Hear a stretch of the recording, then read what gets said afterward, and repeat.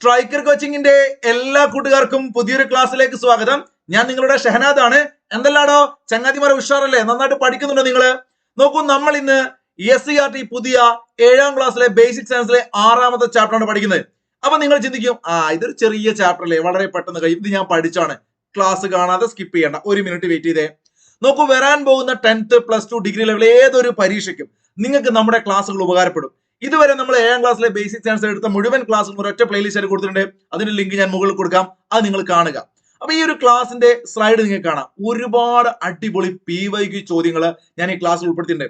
ചുരുക്കി പറഞ്ഞാൽ നമ്മുടെ ക്ലാസ്സുകളെല്ലാം വെറുതെ SCERT വായിച്ചു പോവുകയല്ല, എങ്ങനെയൊക്കെയാണ് കൃത്യമായിട്ട് ഇത് വരിക എന്ന് മനസ്സിലാക്കുകയാണ്. ഇവിടെ ഫാരൻഹീറ്റുമായി ബന്ധപ്പെട്ട ചോദ്യം നിങ്ങൾക്ക് കാണാം. നിങ്ങൾ ജസ്റ്റ് ഈ ക്ലാസ് സ്കിപ്പ് ചെയ്തതിന് മുമ്പായിട്ട് നിങ്ങൾ നോക്കിക്കേ, എന്റെ പിറകിൽ നിങ്ങൾ സ്ലൈഡ് കണ്ടോ? ഇത് ഏത് പാഠഭാഗത്താണ് കൂട്ടുകാർക്ക് അറിയോ?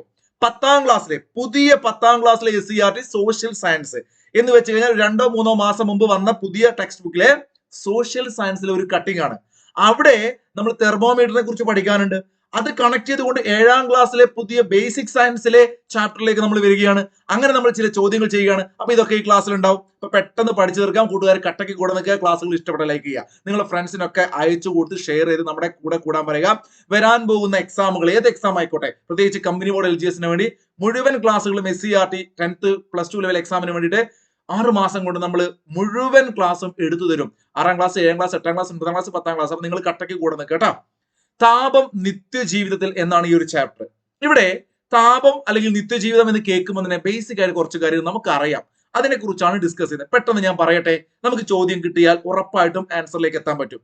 2 ഗ്ലാസ് കാണാം, നിങ്ങൾക്ക് പിറകിൽ കാണാലോ. ഒന്നിൽ ചൂടുവെള്ളമാണ്, മറ്റൊന്നിൽ സാധാരണ താപനിലയിലുള്ള വെള്ളമാണ്. ഇവിടെ 2 കഷ്ണം ഐസ് കട്ട എന്ത് ചെയ്യുന്നു, 2 വെള്ളത്തിലേക്ക് ഇടുന്നു. എന്താ സംഭവിക്കുക?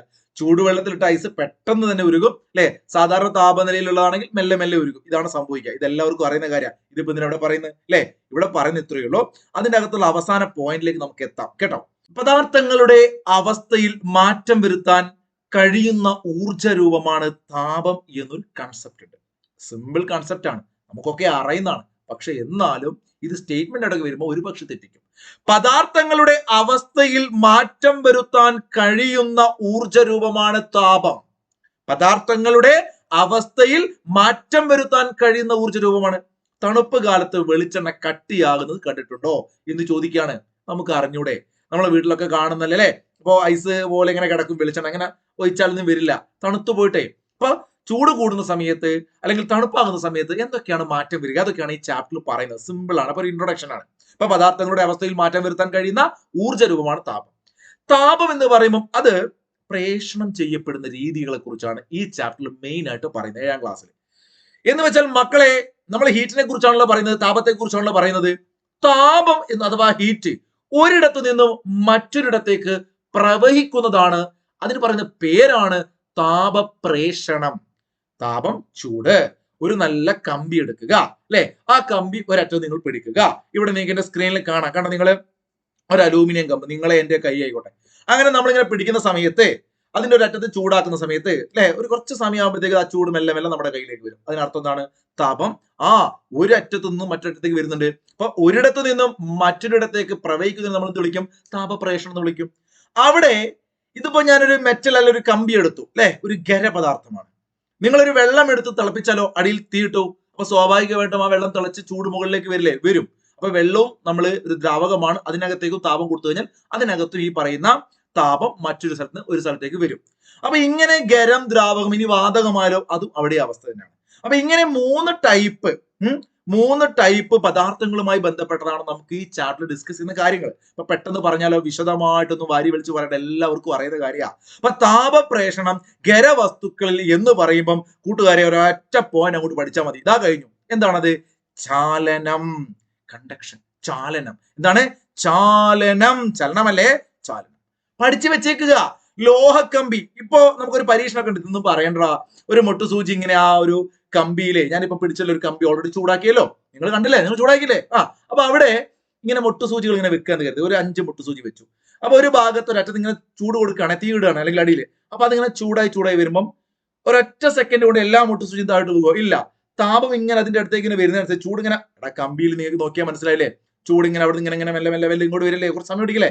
നിങ്ങൾ അതിന്റെ അടുത്ത് പിടിച്ചാൽ വേഗം കൈ പൊള്ളും. കുറച്ച് ദൂരേക്ക് ആകുമ്പോൾ കൈ മെല്ലെ പൊള്ളൂ. ഓക്കെ. അപ്പൊ അതുകൊണ്ട് ആ മുട്ടുസൂചി ഇങ്ങനെ ഓരോന്നോരോന്ന് വെക്കും. അതിന്റെ ഒരു പരീക്ഷണമാണ് കൊടുത്തത്. സിമ്പിൾ പരിപാടിയാണ്. അപ്പൊ നിങ്ങൾ പറഞ്ഞ ഇത്രയേ ഉള്ളൂ, മനസ്സിലാക്കിയ കൺസെപ്റ്റ്. ചാലനം എന്ന് പറഞ്ഞു കഴിഞ്ഞാൽ ലോഹക്കമ്പിയുടെ ഒരറ്റത്ത് താപം ലഭിക്കുമ്പോൾ ആ ഭാഗത്തുള്ള തന്മാത്രകൾ താപം സ്വീകരിച്ച് തൊട്ടടുത്തുള്ള തന്മാത്രകളിലേക്ക് കൈമാറ്റം ചെയ്യുന്നു. നോക്കൂ, നമ്മൾ ആദ്യം കമ്പിയിൽ ഇവിടെ പിടിച്ചു കഴിഞ്ഞാൽ നമുക്ക് ചൂടാണ്, പിന്നെ നമ്മൾ ഇങ്ങോട്ട് പിടിക്കും, കൈ മാറും, പിന്നെ വീണ്ടും അറ്റത്തേക്ക് പിടിക്കും, കൈ മാറും. അപ്പൊ ആ കൈമാറ്റം, ചൂടുള്ള തന്മാത്ര ആ ചൂട് എന്ത് ചെയ്യും, തൊട്ടടുത്തുള്ള ചങ്ങാതിക്ക് ഇങ്ങോട്ട് കൊടുക്കും. ഖരപദാർത്ഥങ്ങളിൽ ശ്രദ്ധിക്കണം, അത് മാത്രമേ ഇവിടെ പ്രശ്നമുള്ളൂ. ഖരപദാർത്ഥങ്ങളിൽ മെറ്റൽ എടുക്കുക അല്ലെ, ഒരു ലോഹ കമ്പി എടുക്കുക, അവിടെ എന്താ സംഭവിക്കുന്നത്, താപം പ്രേഷണം ചെയ്യപ്പെടുന്നത് തന്മാത്രകളുടെ കൈമാറ്റം മുഖേനയാണ്. അല്ലെങ്കിൽ താപം എന്ത് ചെയ്യുക, തന്മാത്രകൾ കൈമാറ്റം ചെയ്യാണ്. അതാണ് ആ കൺസെപ്റ്റ്. അപ്പൊ ഇത്തരത്തിൽ താപം കൈമാറി പ്രേഷണം ചെയ്യപ്പെടുന്ന രീതിയാണ് ചാലനം. ചാലനം, തന്മാത്രകള് കൈമാറി, താപം കൈമാറി പ്രേഷണം ചെയ്യപ്പെടുന്നു. ഇത്തരം തന്മാത്രകൾ എന്താ വെച്ചത്, താപം കൈമാറി പ്രേഷണം ചെയ്യപ്പെടുന്ന രീതിയാണ് ചാലനം. ഖരവസ്തുക്കളിൽ താപം പ്രേഷണം ചെയ്യപ്പെടുന്നത് ചാലനം വഴിയാണ് എന്ന് വെച്ച് കഴിഞ്ഞാൽ നോക്കൂ, ആ കമ്പി തന്നെ ആലോചിക്കാം. ആ കമ്പിയുടെ അറ്റത്ത് കുറച്ച് തന്മാത്രകളുണ്ട്. അതൊരു മെറ്റൽ ആണെങ്കിലും അല്ലെ, ആ തന്മാത്രകളാൽ എന്താ പറയുക നിർമ്മിതമാണല്ലോ. അപ്പൊ അവിടെ ഒരു തന്മാത്രകളുണ്ട് കരുതുക മെറ്റലിന്റെ. നമ്മളിപ്പോ അവിടെ താപം കൊടുക്കുന്നു അല്ലെങ്കിൽ ചൂട് കൊടുക്കുന്നു. ഇവിടെയുള്ള മെറ്റലുള്ളൊരു തന്മാത്ര അത് ചൂട് പിടിച്ച് ഓടി ഇതാ നമ്മുടെ ഈ കയ്യിലെ ഈ അറ്റത്തേക്ക് വരികയാണോ? അല്ല. മനസ്സിലായില്ല കൺസെപ്റ്റ്? ഒരു ഖരമാണ്, ഒരു മെറ്റലാണ്. അപ്പൊ അവിടെ ഒരറ്റത്തുള്ള ആ തന്മാത്ര അവിടുന്ന് ചൂട് പിടിച്ച് ഓടി നമ്മുടെ കയ്യിലേക്ക് വരികയല്ല, തൊട്ടടുത്തുള്ള ചങ്ങാതിക്ക് ചൂട് കൊടുക്കും അല്ലെ, അവന്റെ അപ്പുറത്തുള്ള ചങ്ങാതിക്ക് ചൂട് കൊടുക്കും. അങ്ങനെ ചൂട് കിട്ടി എന്ത് ചെയ്യുക, അപ്പൊ അവിടെ എന്താ സംഭവിക്കുന്നത്, ആ താപം എന്ത് ചെയ്യുക, കൈമാറ്റം ചെയ്യാണ്. ആ തന്മാത്രകൾ ചലിക്കുന്നില്ല. അത് മാത്രമാണ് കൺസെപ്റ്റ്. ചാലനം എന്ന് പറയുമ്പോ തന്മാത്രകൾ ചലിച്ച് അങ്ങോട്ട് ഓടിപ്പോകുന്നു, ഇങ്ങോട്ട് വരുന്നൊന്നുമില്ല. തന്മാത്രകൾ എന്ത് ചെയ്യുന്നു, താപം ജസ്റ്റ് ഇങ്ങനെ കൈമാറി പോകുന്നു. കൺസെപ്റ്റ് ക്ലിയർ ആണല്ലോ. ബാക്കിയൊന്നും നിങ്ങൾ വായിച്ചില്ല, ഒരു കുഴപ്പമില്ല. നോക്കൂ, സുചാലകങ്ങളും കുചാലകങ്ങളും പേര് തന്നെയല്ലേ, ചാലനം വഴി താപം നന്നായി കടത്തിവിടുന്നു. ഒരു മെറ്റൽ, ഒരു കമ്പി എടുക്കുന്നു അല്ലെ, ഒരു മരത്തിന്റെ ഒരു വടി എടുക്കുന്നു. നിങ്ങൾ രണ്ടും ഇതേ പരിപാടി ചെയ്യുന്നു, നമ്മൾ നേരത്തെ പറഞ്ഞ പരിപാടി. അപ്പൊ അതിനകത്ത് ഏതിലാണ് വേഗത്തിൽ നമ്മുടെ ചൂട് നമ്മുടെ കയ്യിലേക്ക് വരിക എന്ന് ഇതൊക്കെ ഏത് കുഞ്ഞുകുട്ടിക്ക് അറിയില്ലേ? അപ്പൊ അത്രയേ ഉള്ളൂ. താപം അല്ലെങ്കിൽ ചാലനം വഴി താപം നന്നായി കടത്തിവിടുന്ന വസ്തുക്കളെ സുചാലകങ്ങൾ. സൂപ്പറായിട്ട് അങ്ങ് പോകും അല്ലെ. താപം നന്നായി കടത്തിവിടാത്ത വസ്തുക്കളെ നമ്മൾ എന്ത് വിളിക്കും, കുചാലകങ്ങൾ. എന്ത് വിളിക്കും, ഉജാലല്ലേ, കുചാലകങ്ങൾ. അപ്പൊ താപം നന്നായി കടത്തിവിടുന്നത് സുചാലകം, താപം നന്നായി കടത്തിവിടാത്ത കുചാലകം. സെറ്റാണ്. ചോദ്യം നോക്കൂ, 2023 10th ലെവൽ ക്വസ്റ്റ്യൻ ആണ്. തന്മാത്രയുടെ സ്ഥാനമാറ്റം മുഖേനെ, എന്ത് മുഖേനെ, തന്മാത്രയുടെ സ്ഥാനമാറ്റം മുഖേനെ താപം പ്രേഷണം ചെയ്യപ്പെടുന്ന രീതി ഏതാണ്? അപ്പൊ ഇത് പഠിച്ച നിങ്ങൾക്ക് പരീക്ഷകൾ എത്തുമ്പോൾ ഞാൻ ഇതിങ്ങനെ എക്സ്പ്ലെയിൻ ചെയ്യുന്നത് എന്തിനറിയോ, മനസ്സിൽ കയറണം. ഇപ്പൊ ചാലനം എന്ന് പറയുമ്പോൾ അവിടെ എന്താണ്, തന്മാത്രയുടെ സ്ഥാനമാറ്റമല്ല, താപം കൈമാറ്റം ചെയ്യപ്പെടുന്ന രീതിയാണ്. അവിടെ തന്മാത്രകൾക്ക് സ്ഥാനം മാറുന്നില്ല എന്ന് എടുത്തു പഠിക്കുക. ചാലനം ഖരപദാർത്ഥങ്ങളിൽ ചാലനമാണ്. അപ്പോ ചാലനമല്ല അല്ലെ. പ്രസരണം നമുക്ക് അറിയില്ല. വികിരണം എന്ന് നമ്മൾ കേട്ടത് പൊതുവെ ഇപ്പൊ ക്ലാസ് കണ്ട് പഠിച്ചില്ലാത്ത ആളുകളാണെങ്കിൽ അവർക്ക് അറിയില്ല, പക്ഷെ പഠിച്ചവർക്ക് അറിയാം. വികിരണം നോക്കുമ്പോൾ സൂര്യൻ എന്നൊക്കെ വരുന്നില്ല, വികിരണം എന്നൊക്കെ കേൾക്കാറുണ്ട്. അപ്പൊ അതുമല്ല. അപ്പൊ എന്താണ് ഉത്തരം, സംവഹനമാണ്. നമുക്ക് നോക്കാം സംവഹനം എന്താന്ന്. അടുത്തൊരു ക്വസ്റ്റ്യൻ നോക്കൂ, ഇൻക്യുബേറ്ററിൽ മുട്ട വിരിയിക്കുന്നത് ഏത് താപപ്രസരണത്തിനുള്ള ഉദാഹരണമാണ്? അതൊരു പക്ഷെ പെട്ടെന്ന് കത്തിയില്ലെങ്കിൽ ഞാൻ പറഞ്ഞല്ലോ, ഞാൻ അതിലേക്ക് വരാം. അപ്പൊ തൽക്കാലം നിങ്ങൾ ആ ചോദ്യം അവിടെ നിൽക്കട്ടെ. ഇത് സംവഹനമാണ്. സംവഹനം എങ്ങനെയാന്ന് നമുക്ക് നോക്കാം. ഇതൊക്കെ PYQ ആണ്. നോക്കൂ, സംവഹനം. ഇപ്പൊ ചാലനം എന്താന്ന് ക്ലിയർ ആയെന്ന് വിചാരിക്കുന്നു അല്ലെ. ഓക്കെ, സെറ്റ് ആണ്. നിങ്ങൾ ക്ലാസ് ഒക്കെ കാണുമ്പോൾ അങ്ങ് പറ. അപ്പൊ നമുക്കിങ്ങനെ പറഞ്ഞ് പഠിക്കാലോ, ലൈവ് അല്ലെങ്കിലും. ഓക്കെ, സംവഹനം എന്ന് പറയുമ്പോൾ വാതകം എടുക്കാം നമുക്ക്, അല്ലെ ദ്രാവകം എടുക്കാം നമുക്ക്. ഞാൻ നേരത്തെ പറഞ്ഞ പോലെ നിരീക്ഷണമൊക്കെ ഉണ്ട് SC ആയിട്ട്. അതിന്റെ ഒന്നും ആവശ്യമില്ല. ഒരു ബക്കറ്റിൽ അല്ലെങ്കിൽ ഒരു പാത്രത്തിൽ വെള്ളം എടുക്കുക നിങ്ങൾ അല്ലെ, അടിയിൽ നിങ്ങൾ ഇങ്ങനെ തീ എടുത്തു കൊടുക്കുക. അപ്പൊ ആ വെള്ളത്തിന്റെ യഥാർത്ഥത്തിൽ നിങ്ങൾ വെള്ളം തിളച്ചു തുടങ്ങുന്ന സമയത്ത് മുകൾ ഭാഗത്തൊക്കെ കൈവച്ച് കഴിഞ്ഞാൽ വലിയ ചൂടുണ്ടാവില്ലല്ലോ, പക്ഷെ അടിഭാഗത്ത് ചൂടായിട്ടുണ്ടാവും. അതെന്തുകൊണ്ടാണ്? ഈ ദ്രാവകങ്ങളിലും വാതകങ്ങളിലും ഒക്കെ നമ്മൾ ഈ പറയുന്ന താപം, അവിടെ ആ തന്മാത്രകൾക്ക് എന്ത് ചെയ്യും, താപം കിട്ടുമ്പോൾ ആ തന്മാത്രകൾ അവിടെ നിന്ന് വേഗം സഞ്ചരിക്കും, മുകളിലോട്ടൊക്കെ പോകുമെന്ന് ആലോചിക്കാം. അങ്ങനെ കുമിള പോലെ ആലോചിക്കാം. അപ്പൊ എന്ത് ചെയ്യും, അപ്പുറം മുകളിലുള്ള താഴോട്ട് വരും. അങ്ങനെയൊക്കെയുള്ള ഒരു ചലനം അവിടെ നടക്കുകയാണ്. അപ്പൊ അതുകൊണ്ട് സംവഹനം എന്ന് പറയുമ്പോൾ സ്ഥാനമാറ്റം, ചാലനം എന്ന് പറയുമ്പോൾ സ്ഥാനമാറ്റം ഇല്ല. ക്ലിയർ ആണേ. അപ്പൊ വാതകങ്ങളിലും ദ്രാവകങ്ങളിലും തന്മാത്രയുടെ സ്ഥാനമാറ്റം മുഖേന നടക്കുന്ന താപപ്രേഷണ രീതിയാണ് സംവഹനം. ഇതിന്റെയൊക്കെ ഉദാഹരണങ്ങളൊക്കെ ഞാൻ പറയേണ്ട ആവശ്യമുണ്ടോ? കുഞ്ഞു കുട്ടികൾക്ക് അറിയുന്ന കാര്യമല്ലേ. അപ്പൊ സംവഹനം കിട്ടി. ദ്രാവകവും വാതകവും. ഖരത്തിലാണെങ്കിൽ ചാലനം. ക്ലിയർ ആണേ. മൂന്നാമത്തെ ഇവിടെ മൂന്നാമത്തെ സ്റ്റാർ. എന്താണ് മൂന്നാമത്തെ സ്റ്റാർ? വികിരണം. നോക്കൂ മക്കളെ, ഇത് എപ്പോഴും തെറ്റാറുണ്ട്. വികിരണം വരുമ്പോൾ വിസരണം ഉണ്ടാവും ഓപ്ഷനിൽ. ഓപ്ഷൻ നിങ്ങൾ എടുത്തു നോക്കേണ്ടി PYQ എല്ലാത്തിലും വിസരണം കാണും. അപ്പൊ നമുക്ക് തെറ്റിപ്പോകും. വികിരണം കേട്ടോ. അവിടെ വികിരണം എന്ന് പറയുമ്പോൾ എന്താണ് നോക്കൂ. ഭൂമിക്ക്, ഞാനത് വായിക്കട്ടെ. ഭൂമിക്ക് താപം ലഭിക്കുന്നത് മുഖ്യമായും സൂര്യനിൽ നിന്നാണ് നിങ്ങൾക്കറിയാം. സൂര്യന്റെ ചൂട് ഭൂമിയിൽ എത്തുന്നത് എങ്ങനെയാണ്? സൂര്യനും ഭൂമിക്കും ഇടയ്ക്ക് ശൂന്യ സ്ഥലമുണ്ടെന്ന് നമുക്കറിയാം. അപ്പോ ശൂന്യത എന്ന് പറഞ്ഞാൽ അവിടെ ഒന്നുമില്ലല്ലോ. ഇപ്പൊ ഞാൻ നിങ്ങളോട് പറഞ്ഞു വാതകത്തിലും അതുപോലെ തന്നെ ദ്രാവകത്തിലും സംവഹനമാണ്. സംവഹനം നമുക്ക് കിട്ടി, ചാലനം നമുക്ക് കിട്ടി ഖരത്തിൽ. പക്ഷെ ഭൂമിക്കും സൂര്യനും ഇടയിലെ എന്തില്ല, ഒന്നുമില്ല. അപ്പൊ അതുകൊണ്ട് അവിടെ എങ്ങനെ ഇപ്പൊ പോവുക? അത് പോകാനുള്ള ഓപ്ഷൻ ആണ്. എന്ത് ചൂടേ, താപം വരണല്ലോ ഇങ്ങോട്ട് അല്ലേ? സൂര്യൻ ഇങ്ങനെ കത്തി ജ്വലിച്ച് നിൽക്കണം, ആ താപം നമുക്ക് കിട്ടണം. അപ്പൊ സൂര്യപ്രകാശം നമുക്കറിയാം ഇങ്ങോട്ട് എത്തുന്നുണ്ട്. പ്രകാശത്തിന് സഞ്ചരിക്കാൻ എന്തിന്റെ ആവശ്യമില്ല? മാധ്യമത്തിന്റെ ആവശ്യമില്ല. പ്രകാശത്തിന് ലൈറ്റിനെ ആവശ്യമില്ല. അപ്പൊ ലൈറ്റ് ഇങ്ങോട്ട് വരുന്നുണ്ട്. അപ്പൊ ചൂട് ഇങ്ങോട്ട് വരുമില്ലെന്ന് നമ്മുടെ പോയിന്റ് അല്ലേ? അങ്ങനെ വരും. അപ്പൊ അവിടെ നോക്കൂ, 15 കോടി കിലോമീറ്റർ എന്ന് പറഞ്ഞൊരു ഫാക്ട്, ഒരു GK ആണ്, എല്ലാവർക്കും അറിയാം. അറിയാത്തവർ പഠിച്ചോളുക. സൂര്യനും അല്ലെ ഭൂമിക്കും ഇടയിലുള്ള ദൂരം എത്രയാണ്? 15 കോടി കിലോമീറ്റർ ആണ്. നമ്മൾ ആസ്ട്രോണമിക്കൽ യൂണിറ്റിലൊക്കെ സംസാരിക്കാറുണ്ട് അതിന്റെ പഠിക്കുമ്പോൾ അല്ലെ. അത് നമുക്ക് ഫിസിക്സിൽ മറ്റൊരു ടോപ്പിക് പറയാം കേട്ടോ. അപ്പൊ 15 കോടിയോളം കിലോമീറ്റർ ആണ് ഈ പറയുന്ന ഇവർക്ക് തമ്മിലിടയിലുള്ള ദൂരം. ആർക്ക്? ഭൂമി ചേച്ചിക്കും സൂര്യേട്ടനും. അപ്പൊ ആലോചിച്ച് വെച്ചേ, ഭൂമിക്കും സൂര്യനും ഇടയിലുള്ള ഈ ഒരു ഗ്യാപ്പിനകത്ത് ചാലനം മൂലമോ സംവഹനം മൂലമോ ചൂട് സൂര്യൻ ഭൂമിയിലേക്ക് എത്തില്ല. അപ്പൊ മാധ്യമമില്ല. അങ്ങനെ ഇതൊക്കെ ചിലപ്പോൾ സ്റ്റേറ്റ്മെന്റ് ആയിട്ട് ചോദിക്കും കേട്ടോ. അപ്പൊ എന്താണ്? ചൂട് ഇങ്ങോട്ട് പ്രസരിക്കാൻ ഒരു ഓപ്ഷൻ വേണമല്ലോ. എങ്ങനെ വരും? അങ്ങനെ വരുന്ന സെറ്റപ്പ് സംവിധാനമാണ്, ആലോചിച്ച് വെക്കുക, വികിരണം. മാധ്യമത്തിന്റെ സഹായമില്ലാതെ താപം പ്രേഷണം ചെയ്യപ്പെടുന്ന രീതിയാണ് വികിരണം. ഈ ഒരു ബോക്സിനകത്ത് എത്ര പ്രാവശ്യം PSC ചോദിച്ചു പറയും നിങ്ങൾ? വളരെ സിമ്പിൾ ആണെങ്കിൽ നമുക്ക് ചിലപ്പോൾ നെഗറ്റീവ് ആവും. പരീക്ഷ അങ്ങനെയാണോ? ഇതൊക്കെ വായിച്ച് നെഗറ്റീവ് ആയി ഒരുപാട് പേരുണ്ട്. ചിലപ്പോൾ ഒരുപക്ഷെ ഈ വീഡിയോ കാണുന്നവരുണ്ടാവും, കമന്റ് ചെയ്യും അവര് അല്ലെ. അപ്പൊ വികിരണം വഴി എല്ലാ ദിശയിലേക്കും താപം പ്രേഷണം ചെയ്യപ്പെടുന്നു. എല്ലാ ദിശയിലേക്കും. സ്റ്റേറ്റ്മെന്റ് ശ്രദ്ധിക്കണേ, നല്ലൊരു ചോദ്യം. വികിരണം വഴി എല്ലാ ദിശയിലേക്കും താപം പ്രേഷണം ചെയ്യപ്പെടുന്നു. എല്ലാ ദിശയിലേക്കും വികിരണം വഴി കേട്ടോ. സൂര്യന്റെ താപം ഭൂമിയിൽ എത്തുന്നത് വികിരണം വഴിയാണ്. ഇരുണ്ടതോ പരുപരുത്തതോ ആയ പ്രതലങ്ങളെക്കാൾ വെളുത്തതോ മിനുസമുള്ളതോ ആയ പ്രതലങ്ങൾ വികിരണ താപത്തെ കൂടുതൽ പ്രതിഫലിപ്പിക്കും. അതൊരു സ്റ്റേറ്റ്മെന്റ് പ്രതീക്ഷിക്കാം. എല്ലാവരും ശ്രദ്ധിച്ചിരുന്നേ. സൂര്യന്റെ താപം ഭൂമിയിൽ എത്തുന്നത് വികിരണം വഴിയാണ്, അത് പഠിച്ചു. എല്ലാ ദിശയിലേക്കും താപം പ്രേഷണം ചെയ്യപ്പെടുന്നു, അതും പഠിച്ചു.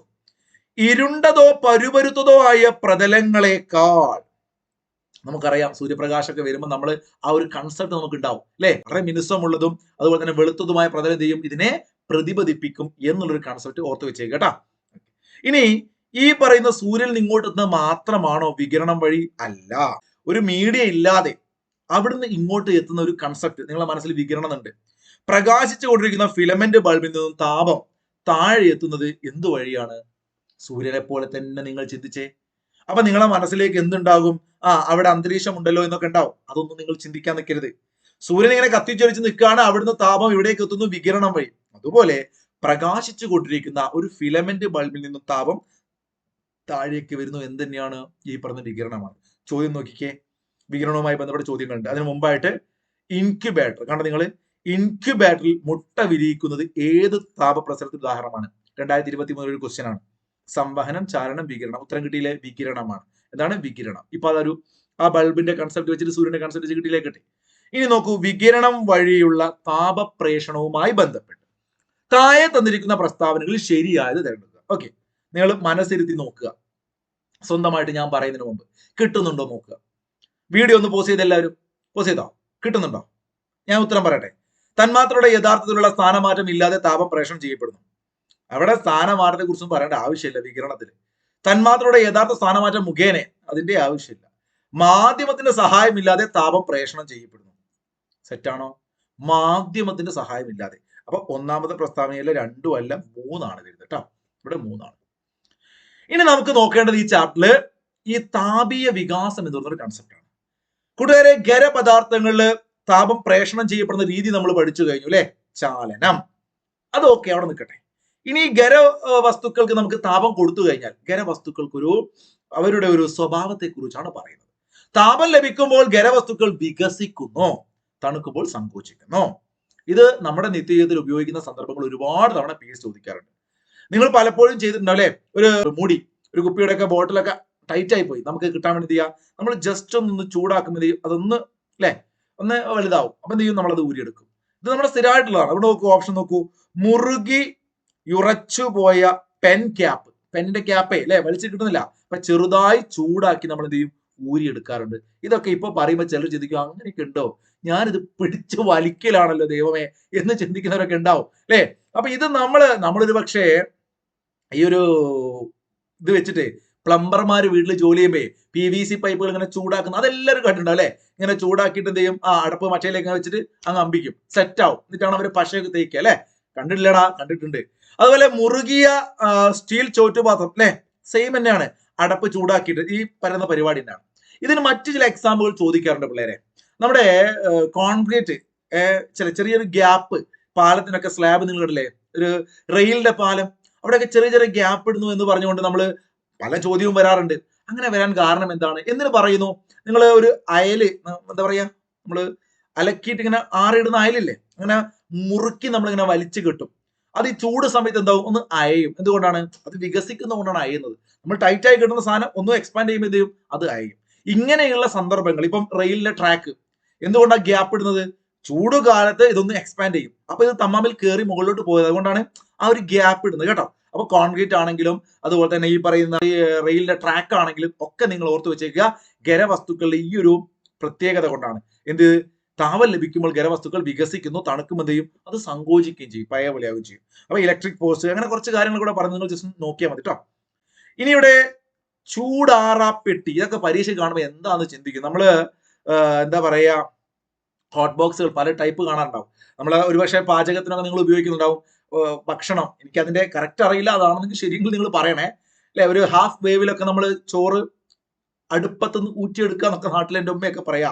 എന്നിട്ട് ഇതിനകത്തേക്ക് അങ്ങോട്ട് ഇറക്കി വെച്ചിട്ട് അല്ലെ, ഒരു മണിക്കൂറൊക്കെ വേണോ, എനിക്കറിയില്ല സമയം, നിങ്ങൾ പറയട്ടോ സമയമൊക്കെ. അങ്ങനെ വെച്ച് കഴിഞ്ഞ് എന്ത് ചെയ്യും, നമ്മളെ ഈ ഫുഡ് അടിപൊളിയായിട്ട് വെന്ത് വരും. അപ്പൊ അങ്ങനെയുള്ള കാര്യങ്ങളൊക്കെ SCRT പറഞ്ഞു. ചുമ്മാ ഒന്ന് വായിച്ചു നോക്കുക, അതിനെ ഉദ്ദേശിച്ച കാര്യമില്ല. PDF ഫ്രീ ആയിട്ട് നമ്മുടെ ടെലഗ്രാം ചാനൽ കൊടുക്കും. ടെലഗ്രാമിന്റെ ലിങ്ക് കമന്റ് ഉണ്ടാവും. ഇനി ടെലഗ്രാമിന്റെ നമ്മുടെ സ്ട്രൈക്കർ കോച്ചിങ് LGS എന്നുള്ള പേരാണ്, നിങ്ങൾ അത് നോക്കുക ടെലഗ്രാമിൽ കമന്റ്, എന്നിട്ട് ടെലഗ്രാം എടുത്ത് അതുപോലെ നോക്കി സെർച്ച് ചെയ്താൽ മതി കേട്ടോ. അപ്പൊ നിങ്ങൾക്ക് കിട്ടും ആ ചാനൽ. ഐസ് പെട്ടി ഇതുപോലെ തന്നെയാണ്. ഇവിടെ എന്താ സംഭവിക്കുന്ന വെച്ചാല്, ചാലനം വഴി നമുക്ക് ഒരു പക്ഷേ ഈ താപം നഷ്ടപ്പെടും, അത് ഇല്ലാതാക്കുക. ചാലനം വഴി, അവിടെ നമ്മൾ ചാലനം വഴി ഖരപദാർത്ഥങ്ങൾ എന്ന് പറയുമ്പോൾ നിങ്ങൾ അവിടെ ഒരു തെർമോക്കോൾ വെച്ച് കഴിഞ്ഞാൽ തെർമോക്കോളിലൂടെ നിങ്ങൾ ഈ ചൂട് നഷ്ടപ്പെട്ടു പോകും. നിങ്ങൾ ഒരു കമ്പി വെക്കുന്നു, തെർമോക്കോൾ വെക്കുന്നു. കമ്പി ആണെങ്കിൽ നിങ്ങൾക്ക് ഒരു ഭാഗത്തുള്ള ചൂട് എന്ത് ചെയ്യും, നഷ്ടപ്പെട്ട് പുറത്തേക്ക് പോകും. എന്നാൽ അതിന് പകരം തെർമോക്കോൾ ആകുമ്പോൾ അത് പോവില്ല. ഇതേ പരിപാടിയാണ് നിങ്ങൾ ഐസൊക്കെ സൂക്ഷിച്ചു വെക്കുന്ന ബോക്സ് ഇല്ലേ, അപ്പൊ ആ ചാലനം എന്തുകൊണ്ട് അവിടെ തടയപ്പെടുന്നു, അവിടെ തെർമോക്കോൾ വെക്കുന്നത് കൊണ്ടാണ്. അതുപോലെ തന്നെ ഈ പെട്ടി, നിങ്ങളിപ്പം ഭക്ഷണം ചൂടുള്ള ഭക്ഷണം നല്ല ചൂടോടെ നിൽക്കാൻ വേണ്ടി നമ്മൾ ഇതൊക്കെ വെച്ചു, നമ്മൾ തുറന്നിട്ടൊരു കാര്യമുണ്ടോ? തുറന്നു കിട്ടാൻ എന്ത് ചെയ്യും, അവിടെ വാതകല്ലേ, അവിടെ സംവഹനം നടക്കും. അങ്ങനെ എന്ത് സംഭവിക്കും, അത് നഷ്ടപ്പെടും. അപ്പൊ നിങ്ങളൊന്ന് വായിച്ചു നോക്കുക, വളരെ ഇൻട്രസ്റ്റിംഗ് ആണ്. അപ്പൊ സംവഹനം വഴി തുറന്നു വെച്ച് കഴിഞ്ഞാൽ താപം നഷ്ടപ്പെടും എന്ന് പറയുന്നുണ്ട്. അതുപോലെ തന്നെ ഐസ് വളരെ വേഗം ഉരുകാതെ സൂക്ഷിക്കാൻ വേണ്ടിയിട്ട് ഇവിടെ തെർമോക്കോൾ ഉപയോഗിക്കും. ആ തെർമോക്കോൾ എന്തുകൊണ്ടാണ് ഐസ് പെട്ടിയില് അത് ഈ പറഞ്ഞ ചാലനമായി നഷ്ടപ്പെടില്ല എന്നൊക്കെ പറയുന്നുണ്ട്. രസകരമായി ആലോചിച്ചു കേട്ടോ. ഇനി അവിടെ നമ്മളിപ്പോ ഖരപദാർത്ഥങ്ങളിൽ പറഞ്ഞല്ലോ, ഇതിനിവിടെ എക്സാമ്പിൾ ഒക്കെ കൊടുത്തിട്ടുണ്ട്. ഈ എക്സാമ്പിൾ ഒന്നും ഒരു കാരണവശാലും നിങ്ങളോട് ഇങ്ങനെയൊന്നും ചോദിക്കില്ല PSC പരീക്ഷയിൽ. ഞാനിത് ചുമ്മാ കൊടുത്താണ്, നിങ്ങളൊന്ന് വായിച്ചു നോക്കാൻ വേണ്ടി PDF. പിള്ളേരെ, നിങ്ങൾ ആ പോയിന്റ് മാത്രം പഠിക്കുക. ഖരപദാർത്ഥങ്ങളിൽ ചൂടാകുന്ന സമയത്ത് അത് വികസിക്കുന്നു, തണുക്കുമ്പോൾ സങ്കോചിക്കുന്നു. സെയിം തന്നെയാണ് ഇതില് ദ്രാവകങ്ങളിലും. ദ്രാവകങ്ങളിലെ താപീയ വികാസം നടക്കുന്ന സെയിം ആണ്. ദ്രാവകങ്ങൾ ചൂടാക്കുമ്പോൾ വികസിക്കുന്നു. ഒന്ന് വീട്ടിൽ നോക്കിയാൽ മതി കേട്ടോ, മനസ്സിലാവും.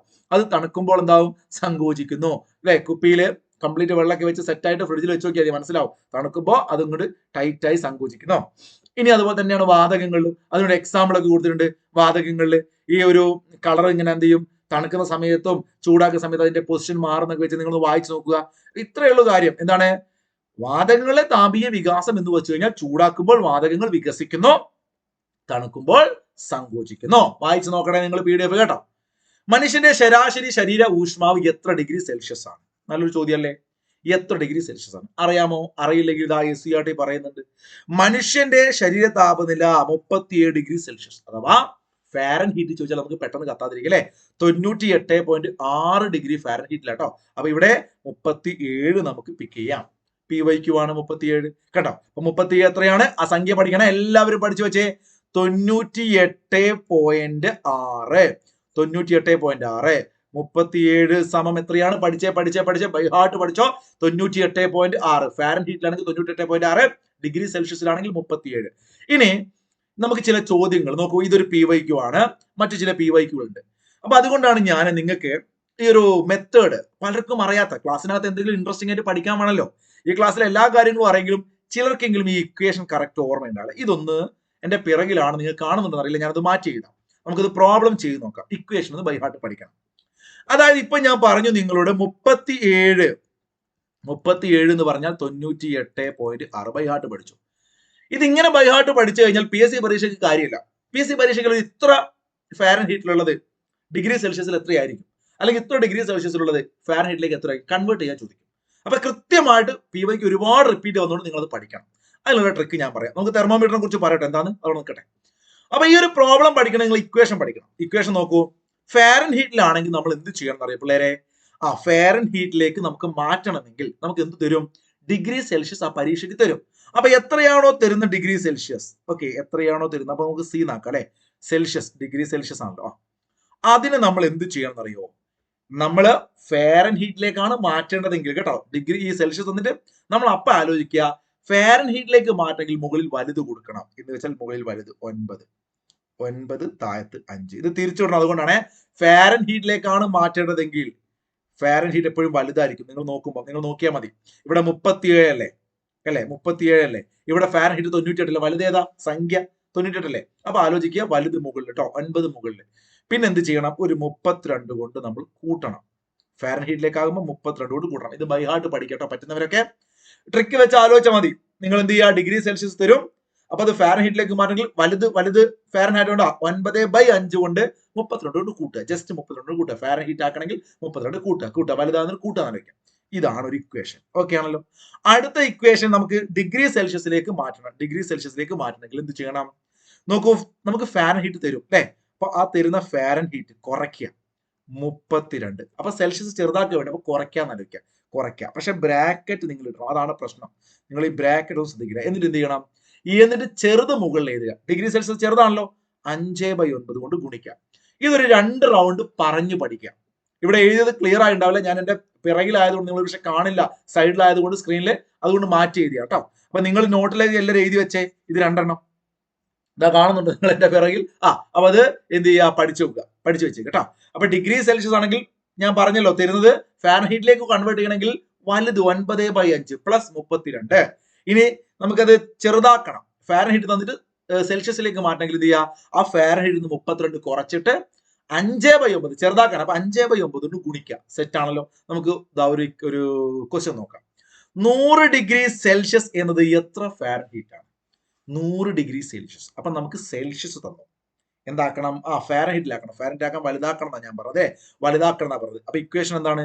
വലുതാക്കണമെങ്കിൽ നമുക്ക് ഫാരൻഹീറ്റിലേക്കല്ലേ പോകണ്ടേ? ഡിഗ്രി സെൽഷ്യസിനെ 9/5 കൊണ്ട് ഗുണിച്ച് 32 കൂട്ടുക. അപ്പോ ഡിഗ്രി സെൽഷ്യസിനെ 9/5 കൊണ്ട് ഗുണിച്ച് 32 കൂട്ടുക. ഇങ്ങനെയല്ലേ പറഞ്ഞത്? അപ്പൊ ഞാൻ കൂട്ടട്ടെ, ചെയ്യട്ടെ. 5 വെട്ടിപ്പോയി. 5ൽ 5 ഒരു തവണ വെട്ടുന്ന പരിപാടി പറഞ്ഞോണ്ട് നിങ്ങൾക്ക് അതൊക്കെ പഠിക്കണം കേട്ടോ. അതൊക്കെ നിങ്ങൾ മാത്സിന്റെ ക്ലാസ് കണ്ട് പഠിക്കണം. 5ൽ 5 ഒന്ന് പോകും. അപ്പൊ 5ൽ 100 എത്ര പ്രാവശ്യം പോകും? 10 5 50 25 100 അപ്പൊ 20 അല്ലെ. 20 × 9 പ്ലസ് 32.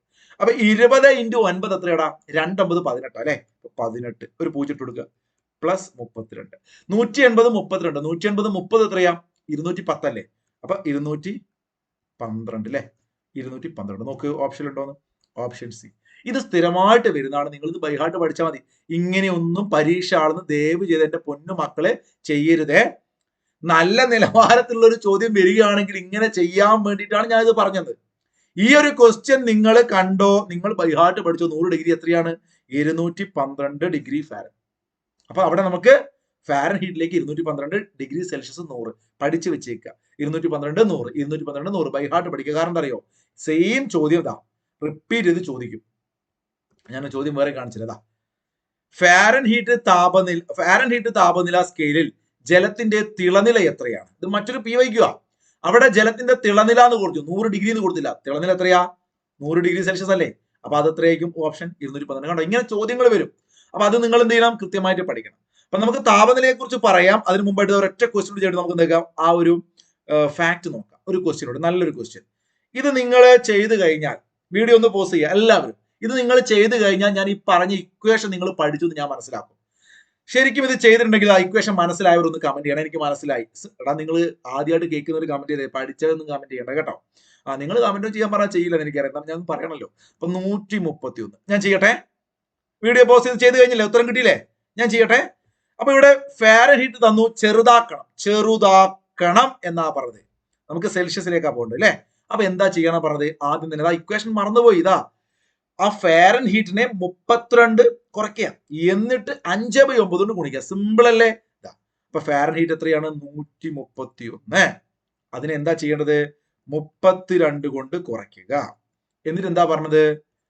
തിരിച്ച് ചെറുതാക്കാനാണല്ലേ? അപ്പൊ ചെറുത് മുകളിൽ 5/9 കൊണ്ട് ഗുണിക്കുക. അപ്പൊ 131 മൈനസ് 32. 31 32 കുറച്ചാൽ എത്രയാണ്? 99 കിട്ടൂലേ? 99 കിട്ടില്ല. സിമ്പിൾ അല്ലേ? ലോജിക്ക് ചെയ്ത് നോക്കണ്ട. ഗുണിക്കണം 5/9. കിട്ടിയല്ലോ. വെട്ടാനൊക്കെ നല്ല സംഖ്യ കിട്ടുക. അതാ അങ്ങനത്തെ ഒരു പ്രത്യേകത കേട്ടോ. 9ൽ 9 1. 99 എത്ര 9 ഉണ്ട്? 90ൽ 10. 99ലോ 11 അല്ലെ? അപ്പൊ 11 ഇൻറ്റു 5. 5 11 എത്രയാ? 55. ഉത്തരം 55. അപ്പൊ 55 ഡിഗ്രി സെൽഷ്യസ്. നോക്കിയേ, ഇതാ ഓപ്ഷൻ ഡി. എല്ലാവരും കിട്ടിയോ? അപ്പൊ നിങ്ങൾ ആ ഇക്വേഷൻ പഠിച്ചു. 10ാം ക്ലാസ്സിലാണ്. നമ്മളിപ്പോ 7ാം ക്ലാസ്സിലെ SCERT ബേസിക്സ് എടുത്തപ്പോൾ ഞാൻ 10ാം ക്ലാസ് ഇതാ കുത്തി കയറ്റിയതാണ് ഇതിനകത്ത് കേട്ടോ. അപ്പൊ നിങ്ങളത് പഠിച്ചല്ലോ. ഇവിടെ ഞാൻ ഈ ക്ലാസ് എടുക്കും കേട്ടോ. ഇത് അന്തരീക്ഷവും കാറ്റും മർദ്ദ മേഖലകളൊക്കെ ചാപ്റ്ററാണ്. നമ്മുടെ ജോഗ്രഫിയിലെ ചാപ്റ്റർ. ആ ചാപ്റ്റർ ഞാൻ എടുക്കുമ്പോൾ ഇതിനെക്കുറിച്ച് വിശദമായിട്ട് പറയാം, ഡിഗ്രി സെൽഷ്യസിനെ കുറിച്ചൊക്കെ. തൽക്കാലം നിങ്ങൾ ഇതാ 7ാം ക്ലാസ് പറയുന്ന ഈ ഒരു കൺസെപ്റ്റ് നോട്ട് ചെയ്ത് വെക്കുക. എന്താണ്? Clinical thermometer. പേര് പഠിക്കുക, ക്ലിനിക്കൽ തെർമോമീറ്റർ. നമ്മൾ പനിച്ചു കഴിഞ്ഞാൽ അല്ലെ, പനി വരുമ്പോൾ നമ്മുടെ ഡോക്ടർമാര് നമുക്ക് തരുന്ന ആ വെച്ച് നോക്കുന്നല്ലേ, കഷത്തൊക്കെ വെക്കില്ലേ, അതാണ് ക്ലിനിക്കൽ തെർമോമീറ്റർ. അപ്പൊ താപത്തിന്റെ അളവിനെ സൂചിപ്പിക്കുന്ന പദമാണ് താപനില. താപത്തിന്റെ അളവിനെ സൂചിപ്പിക്കുന്ന പദമാണ് താപനില. ഡിഗ്രി സെൽഷ്യസ്, ഡിഗ്രി ഫാരൻഹീറ്റ് എന്നീ യൂണിറ്റുകളാണ് താപനില സൂചിപ്പിക്കുന്ന ഉപയോഗിക്കുന്നത് പ്രധാനമായിട്ടും. അപ്പൊ താപനില എന്താണ്? താപത്തിന്റെ അളവിനെ സൂചിപ്പിക്കുന്ന പദമാണ് താപനില. ഇവിടെ ഡിഗ്രി സെൽഷ്യസും ഫാരൻഹീറ്റും അതിന്റെ വ്യത്യാസങ്ങൾ നിങ്ങൾ കൃത്യമായിട്ട് മനസ്സിലാക്കി. അപ്പൊ ശരീരത്തിന്റെ താപനില പനിയൊക്കെ വരുമ്പോൾ എന്താ നോക്കുക? Clinical thermometer. അപ്പൊ അവിടെ ക്ലിനിക്കൽ തെർമോമീറ്ററിലെ 2 എന്താണ് പറയുക സംഖ്യകൾ ഏതൊക്കെയാ? ഒന്നെങ്കിൽ 37 ഡിഗ്രി സെൽഷ്യസ് എന്നും പറയാം, 98.6 ഡിഗ്രി ഫാരൻഹീറ്റ് എന്നും പറയാം. ക്ലിയർ ആയി? അതിന്റെ ഇക്വേഷൻ പഠിച്ചു, ക്വസ്റ്റ്യൻസ് പഠിച്ചു കഴിഞ്ഞു. കടൽക്കാറ്റുണ്ടാകുന്നത് കാരണമാകുന്ന താപപ്രക്രിയ ഏതാണ്? കടൽക്കാറ്റ്. ഇപ്പൊ നമ്മള് എന്തൊക്കെ പഠിച്ചു? ചാലനം പഠിച്ചു, സംവഹനം പഠിച്ചു, വികിരണം പഠിച്ചു അല്ലെ? വികിരണം പഠിച്ചില്ലേ? വികിരണം എന്ന് കേട്ടുമ്പോൾ എന്താണെന്ന് മനസ്സിലായി? സൂര്യൻ. സംവഹനം മനസ്സിലാക്കി, ചാലനം മനസ്സിലാക്കി. ഇവിടെ കടൽക്കാറ്റ് എന്ന് കേൾക്കുമ്പോൾ നിങ്ങളെ മനസ്സിലേക്ക് എന്താ വരുന്നത്? കടല്, കര അല്ലെ? അവിടെ ഉത്തരം സംവഹനമാണ്. എങ്ങനെയാണ് അതിലേക്ക് എത്തിയത് നോക്കാം. വളരെ സിമ്പിൾ ആയ ലോജിക് ആണ്. ഞാനിത് മറ്റൊരു ക്ലാസ്സിൽ ഇത് ഡിസ്കസ് ചെയ്തിട്ടുണ്ട്. ഓൾറെഡി 9ാം ക്ലാസ്സിലെ ജോഗ്രഫി എടുത്തിട്ടുണ്ട്. മക്കളെ നിങ്ങൾ പ്ലേലിസ്റ്റ് ചെക്ക് ചെയ്ത് കാണുക. 9ാം ക്ലാസ്സിലെ സിമ്പിൾ പരിപാടിയാണ്. ഇവിടെ കര, ഇവിടെ വെള്ളം. ഈ 2 ഭാഗങ്ങളിൽ പെട്ടെന്ന് ചൂടാവുക ഏതാണ്, പെട്ടെന്ന് തണുക്കുക ഏതാണ്? ഈ ഒരു കൺസെപ്റ്റാണ് നിങ്ങൾ മനസ്സിലാക്കേണ്ടത്. നമ്മൾ ആലോചിക്കുക, പകൽ സമയം നല്ല വെയിലാണ് അല്ലെ? സൂര്യനുണ്ട്, നല്ല വെയിലാണ്. അപ്പൊ നമ്മുടെ കര, എടാ നിങ്ങള് കടല വറക്കുന്ന കടല, മണൽ ഇങ്ങനെ ഇട്ട് അല്ലെ, മണൽ വേഗം ചൂടാക്കിയ മണൽ വേഗം ചൂടാകും, എന്നിട്ട് കടല അതിനകത്ത് പിന്നെ വറക്കും. വൈകുന്നേരം കഴിക്കാറില്ലേ? കടല കപ്പലണ്ടിക്ക. അപ്പൊ അങ്ങനെ ഈ മണൽ പെട്ടെന്ന് ഉച്ചക്ക് ചൂടാകുന്നറിയിക്കാം. ചൂടാകുമ്പോൾ എന്ത് സംഭവിക്കും? ഈ വെള്ളം ഇവിടെ ഉണ്ട്. വെള്ളം ഇങ്ങനെ സാവകാശം ഇങ്ങനെ ചൂടാവുക ചെയ്യാം. ഓക്കെ, ഉച്ച സമയത്ത്. അപ്പൊ പകൽ സമയത്ത് ഇത് വേഗം ചൂടാകുമ്പോൾ ഇവിടെ നല്ല ചൂട് പിടിച്ച വായു ഉണ്ടാവും. ഇത് സംവഹനം അവിടെ നടക്കും. സംവഹനം എന്ന് പറയുന്നത് ഞാൻ പറഞ്ഞു, ചൂടായി കഴിഞ്ഞാൽ മുകളിലോട്ട് ഇങ്ങനെ അടിച്ചോട്ട് പോകും. അപ്പൊ മുകളിലുള്ള താഴെ ഇങ്ങോട്ട് വരും. ആ ഒരു പ്രോസസ് ഇല്ലേ? നല്ല ചൂട് കൂടുമ്പോൾ ചൂട് കൂടിയ തന്മാത്രകൾക്ക് സ്ഥാനമാറ്റം സംഭവിക്കും, അവങ്ങളുടെ മുകളിലോട്ട് പോകും. അപ്പൊ മുകളിലോട്ട് പോകുമ്പോൾ എന്ത് സംഭവിക്കും? കടലിൽ നിന്നും ഇങ്ങോട്ട് ഇങ്ങനെ കാറ്റടിക്കും. എന്ന് വെച്ചാൽ ഇവിടെ ചൂട് കൂടിയിട്ട് ഇവിടുന്ന് എയർ പോയി. അപ്പൊ ഈ കടലിലുള്ള എയർ ദേവി ഇങ്ങോട്ട് ഇങ്ങനെ വരും. ഇത് സിമ്പിൾ മെത്തേഡാണ്. അങ്ങനെ ആലോചിക്കുക. അപ്പൊ എന്താണ്? പകലാണ് എന്ത്? കടല്. ഒറ്റ മെത്തേഡേ ഉള്ളൂ, പകൽ കാറ്റ്, കടൽ കാറ്റ്. വൈകാട്ട് പഠിക്കുക. പകൽ കാറ്റാണ് എന്ത് കാറ്റ്? കടൽ കാറ്റ്. ഇനി രാത്രിയാണെങ്കിലോ? നിങ്ങളൊന്ന് വായിച്ചു നോക്കിയാൽ ഈ പറഞ്ഞ കാര്യങ്ങൾ തന്നെ അവിടെ എഴുതി വെച്ചത് വായിച്ചു നോക്കിയാൽ മതി. കരയോ? തിരിച്ചിതേ പരിപാടി. അപ്പൊ നിങ്ങൾ ചോദിക്കും, രാത്രി എന്താ സംഭവിക്കുക? രാത്രി രണ്ടിടത്തിലും ചൂടൊന്നും ഇല്ലാലോ. പക്ഷെ വ്യത്യാസമുണ്ട്. ഈ പറയുന്ന മണൽ ഒരു പ്രത്യേകത ഉണ്ട്. നിങ്ങൾ നല്ല പൊറാട്ട, നല്ല ചൂട് പൊറാട്ട അടിച്ചു വാങ്ങുക. ഓക്കെ, നല്ല ചൂട് തിളച്ച ബീഫ് കറി എടുക്കുക. നല്ല തിളച്ച ബീഫ് കറി 2 ഇവിടെ കൊണ്ടുവച്ചു. ഒരേ സമയം 2ഉം ചൂടാക്കിയിട്ട് ഒരേപോലെ ചൂടാക്കിയിട്ട് അവിടെ കൊണ്ടുവച്ചു. ഒരു 5 മിനിറ്റ് കഴിഞ്ഞാൽ നിങ്ങൾക്ക് ഒരു പക്ഷേ പൊറാട്ട ഇങ്ങനെ എടുത്ത് മുറിച്ചിടാൻ പറ്റുണ്ടാവും അല്ലെ? ആ കറിയിലേക്ക് നിങ്ങൾക്ക് കൈ കുത്താൻ പറ്റുമോ? 5 മിനിറ്റ് കഴിഞ്ഞാൽ 2 ഒരേപോലെ നിങ്ങൾ ചിന്തിച്ചു നോക്കുക. ഏതിലായിരിക്കും കുറച്ച് കൂടുതൽ സ്ട്രോങ് ആവുക? ആ കറി ആയിരിക്കും കുറച്ച് സ്ട്രോങ് ചൂടുണ്ടാവുക അല്ലെ? ഇങ്ങനത്തെ പൊട്ട ഉദാഹരണം ആരും പറയണ്ടാവില്ല. എന്ന് വെച്ച് കഴിഞ്ഞാൽ ഖരപദാർത്ഥമായി മണല് പെട്ടെന്ന് ചൂടാകും, അതുപോലെ തന്നെ ഒരു പെട്ടെന്ന് അങ്ങോട്ട് തണുക്കുകയും ചെയ്യും. നിങ്ങൾക്ക് രാത്രി 7 മണിക്കൊക്കെ ബീച്ചിൽ കൂടി പോയിട്ട് നിങ്ങൾ ഇങ്ങനെ നടക്കുമ്പോൾ മണലിൽ കൂടെ അല്ലേ വലിയ ചൂടുണ്ടാവുക. ഉച്ചക്ക് 11 മണിക്ക് മണലിൽ കൂടെ നടക്കാൻ വലിയ പൊള്ളും അല്ലെ, അത് രാത്രി നല്ല സുഖമായിട്ട് നടക്കാം. പക്ഷെ നിങ്ങൾ രാത്രി ആ വെള്ളത്തിൽ തൊട്ട് കണ്ടി ചൂടുണ്ടാവും. അപ്പൊ അവിടെ രാത്രി ആയി കഴിയുന്ന സമയത്ത് കരയെ അപേക്ഷിച്ച് കടൽ എന്താണ്, ഇതാ ഈ മേഖലയിൽ ചൂടുണ്ടാവും. കാരണം ഓൾറെഡി ചൂട് പോയില്ല, വെള്ളം മെല്ലെ തണക്കത്തുള്ളൂ. അപ്പൊ അങ്ങനെ ആയതുകൊണ്ട് ഇവിടുന്ന് എന്ത് ചെയ്യും, ദാ എയർ മുകളിലോട്ട് പോകും. അപ്പൊ രാത്രി എന്ത് ചെയ്യും, ഈ കരഭാഗത്ത് ഇങ്ങോട്ട് ഇങ്ങോട്ട് ഇങ്ങനെ കാറ്റടിക്കും. അതുകൊണ്ട് കരക്കാറ്റ് എന്താണ്, രാത്രി. രാത്രി രാര കരയാണ്, രാര കടല് പകല്, കടല് പകല്, കര രാത്രി, രാര എൽ എൽ അങ്ങനെ പഠിച്ചാൽ മതി. പകൽ കടൽക്കാറ്റ്, പകൽ കടൽക്കാറ്റ്, കരക്കാറ്റ് രാത്രി. സെറ്റാണ്, ഇതങ്ങ് പഠിച്ചാൽ മാർക്കായി. ഒരു 3 ചോദ്യം ഞാൻ ചോദിക്കും. ഈ ചോദ്യങ്ങൾക്ക് ഉത്തരം അറിയില്ലെങ്കിൽ നിങ്ങൾ കമന്റ് ചെക്ക് ചെയ്യുക. കമന്റ് ചെക്ക് ചെയ്യാനൊക്കെ മടിയായിരിക്കും. ചിലർ പറയുന്നിട്ടു ഇതങ്ങനെ ചോദിക്കുക, ഉത്തരം സാറിന് പറഞ്ഞു. നിങ്ങൾ എന്തൊരു പണിയെടുക്കടാ, സ്വന്തമായിട്ട് ഇത്രയും നേരം ക്ലാസ് കണ്ടില്ലേ. ഒന്നാമത്തെ ചോദ്യം, മാധ്യമത്തിന്റെ സഹായമില്ലാതെ താപം ഒരിടത്ത് നിന്നും മറ്റൊരിടത്ത് പ്രവഹിക്കുന്ന രീതി. ഒന്ന് നമ്പറുടെ കമന്റ് ചെയ്യുക. 2 നമ്പർ ഇടുക, വീഡിയോ ഒന്ന് പോസ് ചെയ്യുക, എന്നിട്ട് വായിച്ചു നോക്കുക കേട്ടോ. ചുവടെ കൊടുത്തിരിക്കുന്നതിൽ നിന്നും അന്തരീക്ഷത്തിൽ താപം പ്രസരിക്കുന്ന വിവിധ രീതികൾ തിരഞ്ഞെടുക്കുക. Option A B C D ഞാൻ വായിക്കുന്നതിന് നിങ്ങൾ നോക്കുക. മൂന്നാമത്തെ ചോദ്യം, മൂന്നാമത്തത്, ദ്രാവകങ്ങളിലും വാതകങ്ങളിലും തന്മാത്രയുടെ യഥാർത്ഥ സ്ഥാനമാറ്റം മുഖേന താപം പ്രേഷണം ചെയ്യപ്പെടുന്ന രീതി ഏത് പേരിൽ അറിയപ്പെടുന്നത്? ഇതൊക്കെ PYQ കേട്ടോ. 21 ചോദിച്ച PYQ ആണ്. അപ്പൊ ഈ 3 ചോദ്യങ്ങൾക്ക് ഉത്തരം കമന്റ് ചെയ്യുക, നിങ്ങളുടെ അഭിപ്രായങ്ങളൊക്കെ കമന്റ് ചെയ്യുക, ഫ്രണ്ട്സിനൊക്കെ അയച്ചു കൊടുക്കുക. നമുക്ക് അടുത്ത ക്ലാസ് കാണാം. അതുവരെ എല്ലാവർക്കും നല്ലത് വരട്ടെ. Good bye, thank you.